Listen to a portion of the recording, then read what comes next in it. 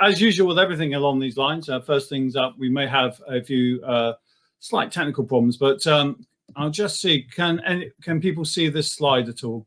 Okay, thank you very much indeed for the share. That's brilliant. Okay, really, today's talk is about cybersecurity, as you well know, but is it a silver bullet for business? And this is a real question that's gaining a lot of momentum amongst business leaders. And that's what we're going to discuss today. But more importantly, what part you've got to play as those who will be going into industry, into research, and what you can be doing to support this and making cybersecurity a more important element of business than perhaps it is at the moment. So a little bit about us. We came to prominence really from around 2007 onwards. I myself have been here the sole joint author of all the national strategies, up to probably this last one where I had an input, but not that much. And we specialize as Templar executives working with governments, working with boards of FTSE 100 companies and our public sector. And these are some of the areas that we deal with. We do a lot of maritime as well, and we do a lot of work with overseas. And one thing which Dan didn't mention was that we are launching a joint MBA between ourselves and Lancaster University fairly shortly for those executives who need to actually understand the cyber agenda and how they bring it to fruition within their organizations. So a little bit about the context. I think one of the first challenges you're going to have when you go to your company is going to research is, what is cybersecurity? Now, this sounds an obvious question, and it sounds something that, oh, well, obviously I'm going to know the answer. But of the 260 odd boards that we talked to last year, I can guarantee there was not a single version of the truth, even at board level, about what people meant by cybersecurity. And obviously, traditionally, it's been lumped into the IT element of so many businesses for so long. NCSC have had this drumbeat about trying to move that forward for many years. And it is starting to get traction. And I'll give you some reasons why it's going traction as we go forward. But actually, what is cybersecurity? It's a really interesting question. And depending which of the CNI sectors you're in or what you do, you will have a slightly different view, which is interesting. Also, of course, as we all know, we're all interconnected. And this is something which people find very hard to understand. The physical elements of what we see around us just do not count in cyberspace. As we see the speed of the WannaCry worm when it was released in 2017, absolutely everywhere within a number of minutes, going the speed light over the internet. So if you're using the internet, then obviously for your business, you need to be aware that you're all interconnected. And just because we're on an island, actually, when it comes to cybersecurity, we certainly aren't.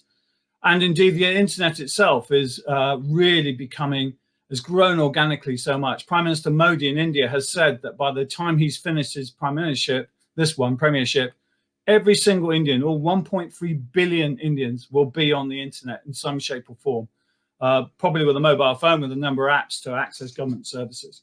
Fantastic ambition, but each one of those is another IP address joining. Each one's an opportunity, but obviously also a threat. And all sectors are under attack. Cybersecurity pervades every aspect of our life.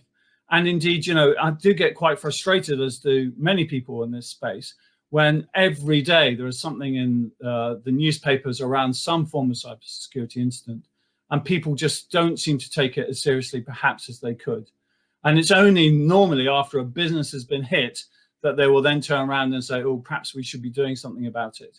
Whereas those businesses who do well will be proactive and think about it. And your role going into businesses is to help them do that, to actually think about what they need to do, to actually future-proof themselves.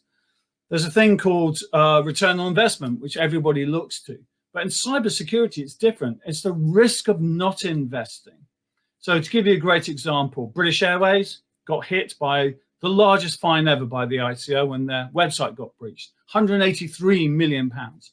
Because of COVID, it was reduced to 20. The solution was Script Locker and cost £50. And for some reason, there was a breakdown in communication about getting £50 to actually secure your website. Absolutely incredible. So again, one of the things that you're going to have to be able to do is be able to convince people in business language as the reason why they should be investing in elements of cybersecurity.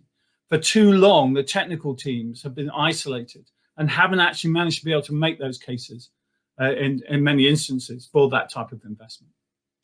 And of course, it's one that's top risks around the world. Most countries recognize, of course, that cyber is dealing with the cyber agenda as one way to actually create business. And that's reflected in our new national strategy, which I'll come back to a little bit later. So top international threats. After leaving the military, I went to GCHQ and worked with some of the intelligence services. And it's probably not your era, but there's a great band called the Eagles, and they had a song called Hotel California. And one of the enduring lyrics is, "You can join, but you can never leave." And once you join the community and you're trusted, you don't tend to leave. Actually, when I joined the community, the Five Eyes community was actually a classified community. But a couple of years ago, they came out, so as to speak, at one of GCHQ's conferences. And they identified a number of countries who, from the West's perspective, causes a difficulty around the cybersecurity agenda through advanced persistent threats, through misinformation campaigns. So there is a strategic piece, and obviously our new national strategy is written with the top players in mind in this space. So who are all the players? Well, these ones you'll all know and you will have heard about. The reason why terrorism and warfare is on there is that if we think about the misinformation campaigns, the fake news campaigns, which have been spawned by COVID, there have been a huge range of misinformation campaigns sponsored from abroad around taking up the COVID vaccine, for instance. And actually they are forming and spreading a form of terror. So it's not just about blowing things up, it's about destabilization. And there is a lot of that which occurs. Competitors, innocents and insiders, errare humanum est. It is human to make mistakes. And we find that so many of the cybersecurity instances have actually come through genuine mistakes of through people who haven't thought about clicking on that link, perhaps lack education, or perhaps work in an environment where there isn't the governance to enable them to understand what their actions should be and what they should do. So as you can see, the cybersecurity agenda for a business is starting to grow. It's not just around the technical stuff at all. And as you see, this will continue to grow as I go through this presentation. So what are the threats? Well, the threats that we see regularly and the vulnerabilities are on the screen. These are the major ones which we see day to day that organizations, both public and private sector, fail to address. A lot about social engineering, a lot about phishing and spearfishing and malware, and just exploiting the human factors. There's malicious and of course there's non-malicious, but the vulnerability really, a lot of it is in people. Your computer doesn't sort of in the morning decide it's going to give you a hard time when it won't switch on and load up. It's nothing personal, it's ones and noughts. It's about how the humans have programmed it and how we interface with that programming. So the human has a huge part to play in this, both for good and for ill. And majority of attacks still come through phishing and spearfishing. Out of the 250 boards we did last year, I can guarantee not a single board uniformly knew the difference at that level between phishing and spearfishing. And you may think that's really odd, but actually, I have to say, most board members are my age. So when we were young, and this is going to be hard to understand, I'm sure, we had one telephone in the house, which my sister and I used to fight over to talk to our friends. The impact I could have on the world was how far I could cycle in one day, back there and back on my bike. And now my equivalents of 15, 16 are talking to people all over the world. They can put up things on TikTok where they suddenly have millions of followers. It's a completely different environment.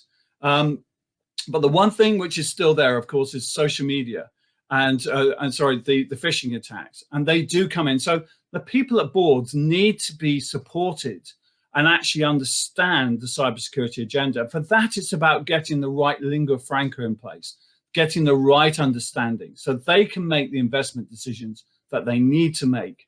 And phishing, of course, is still the main way of getting stuff into systems. And this is just a quick snapshot of last year. A percentage of companies reported being affected by ransomware. Now, ransomware has gone from a £500 lockup of a Glasgow hairdresser around about 10 years ago, all the way through to a multi-billion pound business.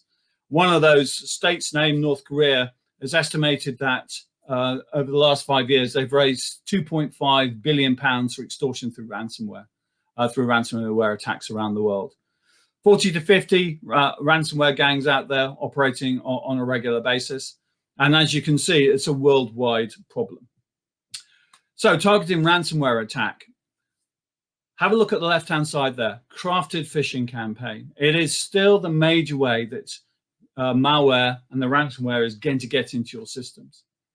The real difference was, if we go somewhere like SolarWinds, SolarWinds probably had 200 days or so of loitering within the systems before enacted.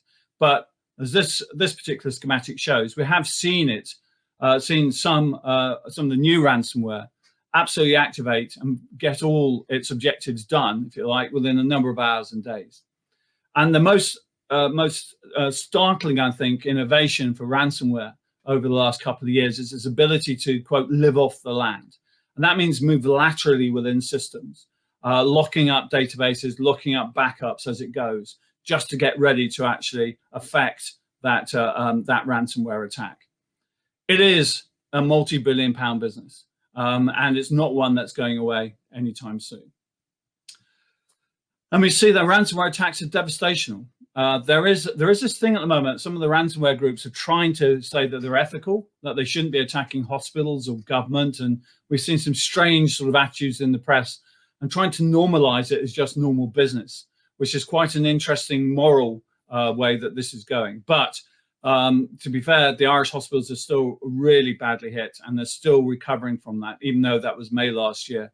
And that last line sums it up. It was back to the 1970s for the health service, everything on paper, so on and so forth. So unless you are prepared, unless as the cybersecurity expert within an organization, you can convince the hierarchy to make that investment, then these type of attacks will still occur, sadly. Hi there, and welcome to cdvplaza.com. We are the #1 CDV shop on the internet since 2010. Are you tired searching for legit CDV websites? Or did you find a legit CDV website but with poor quality cards with low balance? Search no more. CDV Plaza is the CDV shop for you. CDV Plaza has hand-picked cards with high balances and high valid rates, and our starting prices are as low as $1 a card. Is the card invalid? No problem. We offer a free CDV checker with no additional cost. So what are you waiting for? Register now at cdvplaza.com. This is a Darknet advert, and as you can see, it was very well presented. Serious organized crime is very serious and extremely well organized, as the name suggests. But also, it's moving very much into high tech. This particular advert is a couple of years old now, but we reckon we actually help companies and individuals retrieve data from the Darknet. We think there's between 600 and 700,000 vendors on the Darknet at the moment, and most of these are just singletons or one or two people. But again, it's a huge, huge shopping space, and again, sucking trillions of dollars out of the normal economy into that. And ransomware, of course, has two effects, and we've seen the double extortion last year come into real effect. So an organization pays for their ransom attack, but what has happened is that the software malware has exfiltrated data, which it's then resold on the Darknet. And quite often the organization doesn't actually know that it's being resold in most cases. And because it's not monitoring the Darknet, it's not something which it's even thought about. Or it goes to straight blackmail. So for this double extortion as well. And that's the reason why some of the costs are so. Moving on, your mobile threat is also on your phones. And lots of people tend to forget about this from that perspective. Your phones, everybody, especially during COVID, has got online, got on the phones. But as we've seen from a lot of things in the press, even things like using WhatsApp don't appear to be that secure if people really want to then publish what's been put on it. But we are seeing quite a lot of attacks specifically around mobile phones now that people tend to be using those for greater mobility. And the biggest threats, insecure public Wi-Fi. People still using insecure public Wi-Fi all the way through to the fact that really poor passwords are being put on. So this is as we come out of the lockdown and we move forward, and actually, you know, we talk to boards, everyone in the board's a person of interest. If they've got money, they've got access and things are going through, then serious organized crime is very interested. Everybody's details for companies is on company's house, including where you live, believe it or not, your actual home address. So it's very easy to start finding things out about individuals. But people are also very interested in PhD students, people who are doing innovative research in cybersecurity. And as we come out of lockdown and we start to meet and we start to interact, there could be some issues. And this video follows that. Hi there, Maurice. After seeing your work at the Defense Industries Corporation. Hi there, Sade. After seeing your work at the Technologies Institute. Hi there, Joe. After seeing your work at the Ministry of... Hi there, Tony. After seeing your work at the Department for Science, Innovation, and Business, we'd be grateful if you'd agree to be our keynote speaker at our prestigious conference.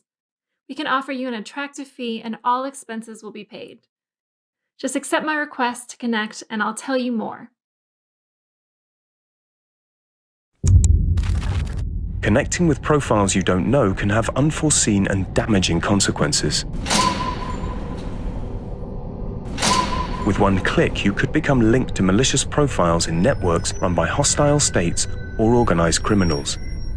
You could inadvertently associate your organization, your manager, and your colleagues too.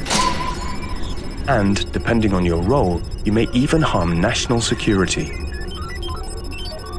So if you think you have linked with a suspicious profile, please report it to your security manager. Then take the time to review and remove the profile, so that you, your colleagues, and your friends are no longer at risk. This can happen to anyone.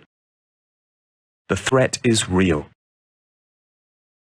And it is real. And that's from the Centre for Protection for National Infrastructure, part of NCSC. A number of those videos they've created really just recently to allow people to understand that when we all reconnect, we're going to see people and we start traveling again. That is a great opportunity because our guard may be down. We may just be grateful to be connecting to other people. And so consequently, we must think before we link. There's also the rise of deep fake. We've already seen some really innovative uses of deep fake as well. And indeed, you know, there's been some hilarious ones where a judge in the States was turning somebody off because he appeared as a cat in the cat filter and you couldn't get rid of it.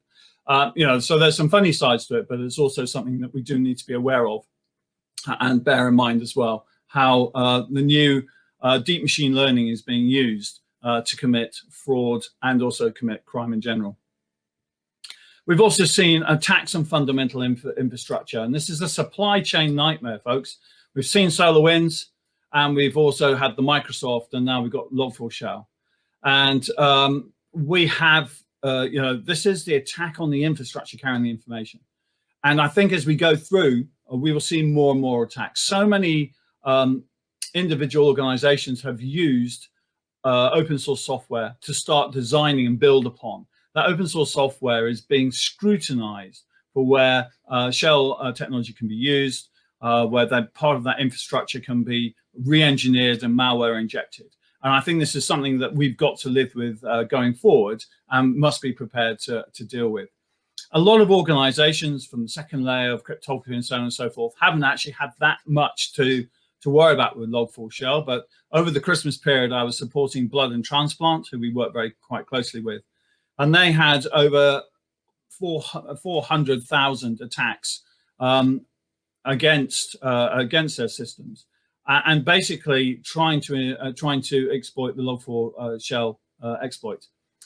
Most of those are automatic or bot created, and in fact the majority were all bot created. So again, no real human involvement, but again just shows that if you're connected up to the internet, you do have all these hostile automated forces floating around that they're going to have a go at you. And you think, well, so what? You know, as a prime, you know, as the business, you may be able to protect yourself. But this is a schematic of a fairly typical bank in London. Have a look how complex that is. Have a look and think about, well, you know, in terms of my supply base, in terms of my interfaces with the insurance industry, regulatory bodies, banking, other finance industry, how do I protect myself from what they may have to me? How do I absolutely ensure those contracts reflect the ability to have transparency around the systems around their levels of maturity, and then to protect the prime organization. And you can quickly see this becomes really quite difficult to do. And again, needs to think about procurement. And that's something perhaps you haven't thought about, the supply chain element. Where does cybersecurity fit in there, and how's it organized? So how do we build a cyber resilience and a strategy? Well, on the whatever it's got to be, and if you take nothing away from this morning, please look at this. This is a fantastic image, and if you just concentrate on the IT, then you're going to fail. It's got to be the cultural, the people, the training, the process, and ICT all together. There's a little sign down there that says actually keep off the grass as well. So, you know, people are going to drive a coach and horses through the elements which aren't protected. So you've got to move all those pieces on the board simultaneously. And where have I brought you? Well, I'm talking about holistic cybersecurity. It's about projecting, managing risk to data, information, and systems, a backbone of the way we choose to operate and conduct our business. So it's through people, processes, and technology. So it's not just about the IT department. If we actually have a look at the cyber tool for the NHS, as known as the Data Protection Toolkit, only 24% of that is actually around the IT. The rest is around policies, people, and culture and training. So you have to have this sort of wider view if you're going to successfully help an organization.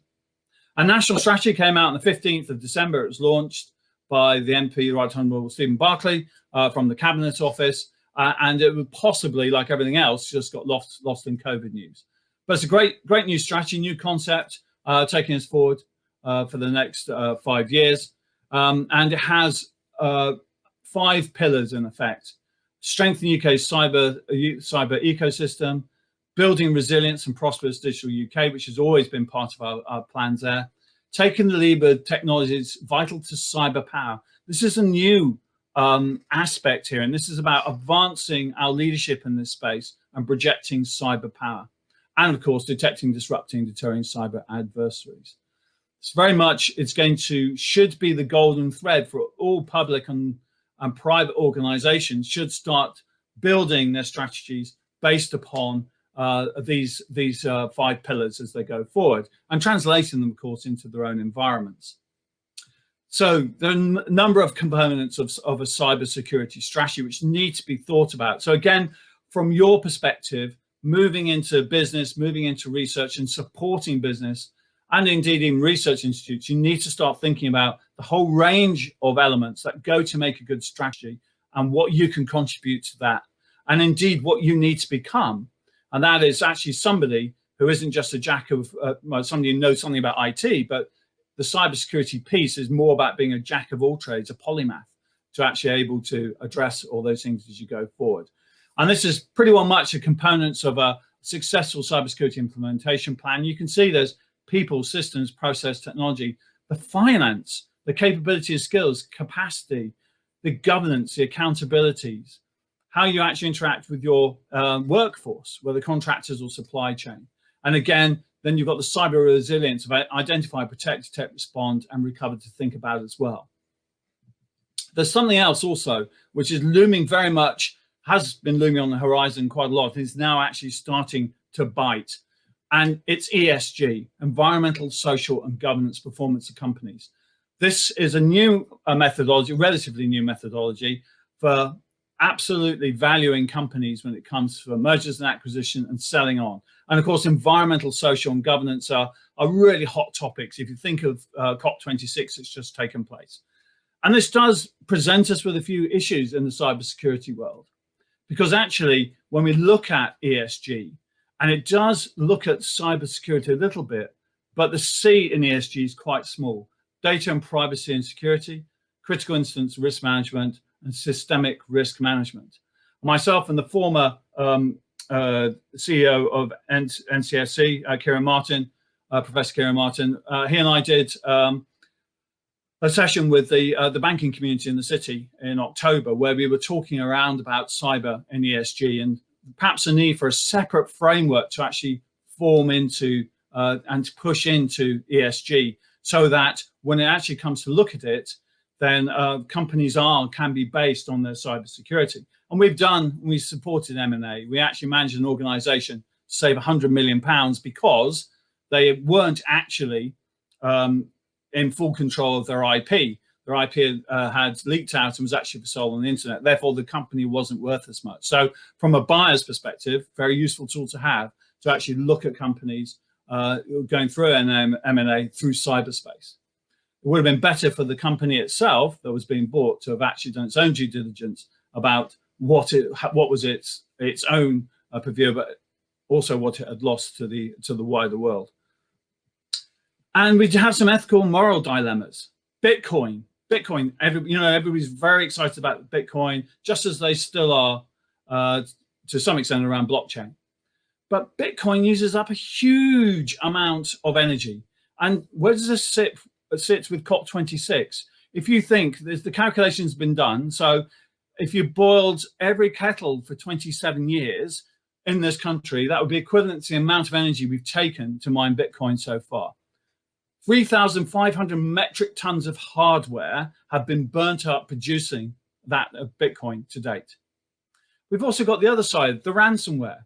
A number of insurers are now turning around to organizations and saying, we're not paying, because funnily enough, the ransomware quite often equals what's in the insurance policy. So the company itself, it's just a pass-through between the criminals and the insurance company. And in France, they've already said, enough's enough. We're not paying ransomware, putting the onus back onto individuals.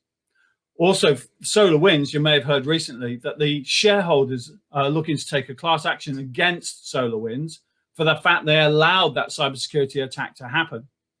So it's a very dynamic and moving situation about how we view elements of cybersecurity, and indeed getting that balance between the environmental and social piece, and indeed the functionality of the organizations that you're wishing to protect and what their business actually is.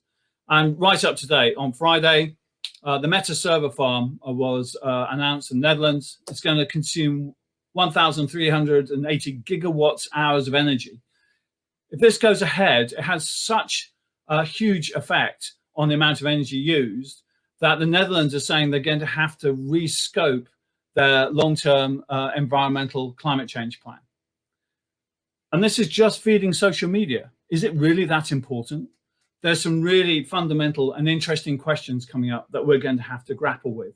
And as the next generation coming through, a lot of this will fall on your shoulders to support boards to come to decisions about how you balance these equations as we go forward.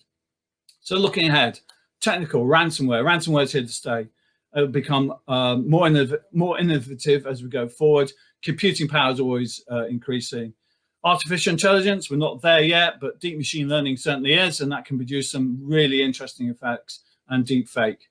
The phishing sophistication, threat actors and insider threat will all increase as people become, so society has changed. Nobody joins an organization now for 20 years or 25 years. They join for 2 or 3 years, see what they can get at it, move on to the next. It's very much about what I as an individual can get out of an organization, not what I can donate to the organization, to paraphrase JFK. And that is something which is a societal change, which we're going to have to be able to live with and work out what that means. ESG, I've talked about. Supply chain security, all the way from trying to secure decent chips, and there's a real shortage of silicon chips, as we know at the moment. So a lot of the supply chain are putting forward substandard chips. At the moment, the manufacturer of the mini car just down the road from where I live in Swindon has come to halt because they can't get good quality chips for that car to make it work. And cyber physical systems. For many, many years, the systems of power generation, especially in utilities, have all been, quote, air-gapped from the internet or from IT systems. And that just isn't the case anymore. So we're going to have a look and see how we protect the software and everything that drives those systems in factories and power stations, and actually protect them better, to understand where those touch points are and actually protect them as we go forward. So all of you on this call, you've got to be thinking about jack of all trades and master of many. So a polymath is really required to look at our cybersecurity as we go forward. It's about the innovation through the IT and what we can generate there. Of course it is. But then you have to understand what the second and third order effects are of introducing a change. what that actually means in terms of the people, the policies, ESG, the environment, the bottom line, the finance, the risk. So as I'm saying to you now, as you go forward in your careers, one of the things that businessmen are looking for are people to come in with great ideas, but also to understand, have a broad understanding of cybersecurity and how it can actually affect their organization. And is it a silver bullet? I think it can be if we have those sorts of approaches. I think for those organizations who have adopted and given the respect that cybersecurity is due, i.e. that every month when they have a brief, they start off with a cybersecurity brief, and a lot of organizations do that now, then make their decisions through the lens, they are seeing that benefit. But they can only do it with the right advice and the right understanding of how cybersecurity can defend an organization, but can also exploit its IPR, exploit its assets, its business critical information assets to make it better and to do better in the world. We've spoken a lot about people and also various elements, and this short video just sort of highlights. It's a fun video, but it just highlights that people are your strongest element, but they're also your weakest. On Tuesday, and it's great that the government is working on this, but the truth of the matter is we need to do a better job of protecting ourselves. You know, the most popular password in the United States is password 123, and as long as that's the case, we're vulnerable. So today we sent a camera out on a Hollywood Boulevard to help people by asking them to tell us their password, and this is how that went. We're talking about cybersecurity today and how safe people's passwords are. What is one of your online passwords currently? It is my dog's name and the year I graduated from high school. Oh, what kind of dog do you have? I have a Chihuahua Papillon. And what's its name? Jameson. Jameson. And where'd you go to school? I went to school back in Greensburg, Pennsylvania. What school? Hempfield Area Senior High School. Oh, when did you graduate? In 2009. Oh, great. It's like my cat's name and then just like... Hi, Andrew. I think the still having some sound issues on that video. So okay, not to worry then. We'll finish it. Yeah, we've got a couple of interesting questions that have been asked by the audience. So the first one up is from Khadija. Do you think that cybersecurity could be a separate corporate governance reporting rating similar to how ESG has emerged, or do you think it will always remain part of ESG? No, thanks very much for the question. I actually believe after actually having this conflab with the banks and the investors and investment elements banks, so a lot of these were investment banks, they certainly understood that from their perspective, it would be better to have a separate cybersecurity framework, which may then feed into ESG. But ESG, if you start expanding as it is, it's going to become quite difficult, and it will soon become unmanageable. So the view was to actually have a separate framework. The idea is to have a separate framework, and we're sort of in conversations with a number of banks around what that could look like and what that could be. And of course, we've got established frameworks out there like NIST and others, which actually could help feed into a framework. But business is very hard-edged, so I think that NIST is quite soft in some ways, and indeed I think this would be a little bit more hard-edged, because actually business is business and people need to make money. But I think at the moment ESG in its current format, I think most people realize it's not giving the answers around cybersecurity it needs to give. Yeah, it's interesting to look at the way that cybersecurity is being discussed. You know, you go back to things like Basel II Accords and Sarbanes-Oxley and all those, where it's very much an operational issue, and you can see the trend of it becoming much more of a strategic issue and really starting to be thought about as a systemic issue rather than, you know, something that's out systemically important to, you know, that's why we've got a national cybersecurity strategy as well. Of course. So another question, leaning on your international experience, do you think that leaving the EU will affect UK in terms of domestic security and business opportunity? Business opportunity is an interesting one. I think the jury's still very much out on that one. What I have from our own and myself and Dan in our conversations and some of the things we're working on, we understand there are a lot of countries out there who wish to do business with the UK who couldn't do that before. and we're indeed actually embarked upon one of those in Africa at the moment. In terms of sharing information, the majority of our intelligence sharing agreements were put in place well before the common market came into existence in the 70s. Most of them date from the end of the Second World War on cooperation and international cooperation on sharing information. So, for instance, like the Five Eyes community, etc. So, I don't think too many of my colleagues are that worried about sharing information. There is always a lot of political bluster, which goes on backwards and forwards. And of course, for Europe, we have NATO, and we all share information within NATO as well anyway. So I think there are a number of mechanisms. I don't think anybody should be too concerned about not getting information around that. Yeah, one of the things that seemed to be brought up and discussed was the separation of regulation and the version of regulation between the UK and sort of our major trading partners. I mean, do you see? It felt like we were starting to get somewhere with legislation around security and privacy and things like GDPR. But do you see that? So this is my question. Do you see that there's that's going to be a longer term problem because we're still quite harmonized at the moment? Yes, it could be. It could be. And funnily enough, I think most people's views have changed. I wasn't a great fan of regulation in this space for a long, long time because I felt that quite often it would be out of date by the time it came in. But in terms of guiding principles around regulation, I've become more of a fan. I think partly because I remember Kieran Martin standing up after at an event, and after 5 years of promoting boards taking cybersecurity seriously, he was just pulling his hair out because the same mistakes were being made time and time again, lip service paid to it. So he became, in his final year at NCSC, a real advocate for regulation. And I could see where it was coming from, that if people weren't going to do the right thing, then maybe we need to force them to do the right thing. I think our standards are quite high. So I think there is a possibility that we may deviate away from European partners on this. And it may be to our detriment, but we'll have to wait and see. Okay, one last quick question then from Nicola, and this is going back to my expanding on how good you are as a mentor, I guess. PhDs focus on very narrow areas, which is directly at odds with the holistic approach that you advocated. What are your thoughts on this conflict? Well, I think it is a very interesting piece, and obviously I know that PhDs are very narrowly focused.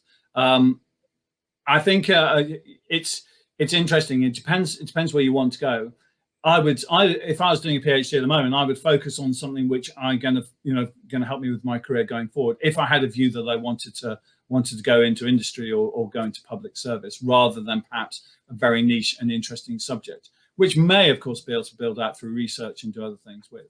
I think one of the reasons why we launched the MBA was just for this very problem, that traditionally there hasn't been this wider view of cybersecurity in terms of what it can bring to industry. And I think to a certain extent, as we know, this MBA is a first. So we know that we're trying to do something about changing that narrative as we go forward.